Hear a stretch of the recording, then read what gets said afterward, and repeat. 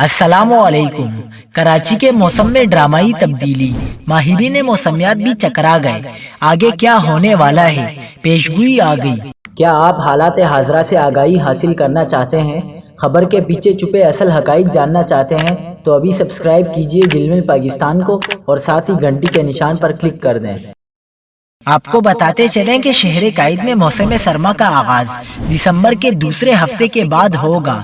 کم سے کم درجہ حرارت ماہ دسمبر میں 15 سے 13 ڈگری سینٹی گریڈ تک رہنے کا امکان ہے۔ چیف میٹرولوجسٹ کا کہنا ہے کہ ماہ جنوری میں شہر قائد کا درجہ حرارت مزید کم ہو سکتا ہے۔ گزشتہ سال جنوری 2020 میں کم سے کم درجہ حرارت 5.8 ڈگری سینٹی گریڈ تک ریکارڈ کیا گیا تھا۔ سردار سرفراز نے کہا کہ موسم سرما میں کراچی میں شمال اور شمال مشرق کی سمت سے ہوائیں چلیں گی۔